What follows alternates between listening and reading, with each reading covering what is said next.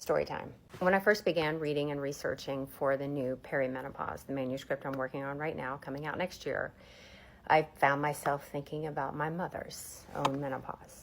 And for a long time, I had those memories kind of tucked away. I was busy with my own practice, my own transition, my life, my family. But as I began to understand just how destabilizing perimenopause can be, a core memory kind of bubbled up.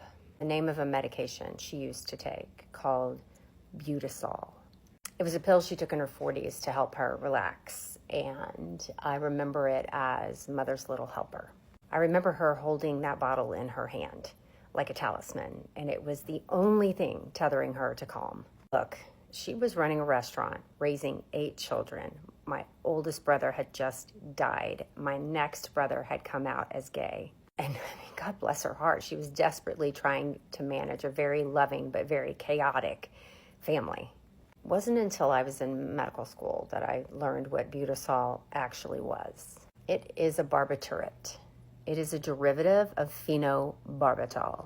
My mother had been prescribed a central nervous system depressant to manage her grief, her life, and likely her symptoms of perimenopause. She was anxious. She wasn't sleeping at night. I remember her getting up at all hours of the night, roaming around. Her mood swings, her feelings of being absolutely overwhelmed. I don't think anyone ever talked about hormones with her. I don't think anyone ever said the word estrogen. I realize now that her mental health was pathologized, medicalized, and silenced.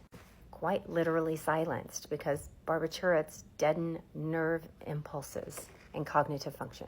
It's just shameful to think that the cognitive and emotional aspects of perimenopause has been chalked up to personality flaws, excessive stress, or waved off as the opinion that women are just unhappy at this age, unnecessarily complicated, or dealing with unresolved trauma. I know this because I trained in a medical system that taught this characteristic dismissiveness of women's health. Taught that women tend to somaticize their emotions. Rather than recognizing something as a biological change, we were taught that it was usually psychological. It took years for me to untangle this bias in myself, and I know much of medicine is doing the same. Thankfully, we finally have science, and that's really the only lever that tends to move these long-standing clinical practices. Research is now clearly showing that these mood changes that women are experiencing in perimenopause are biological, not just psychological. We have scientific proof that the hormonal changes affect our mental health. Women deserve better.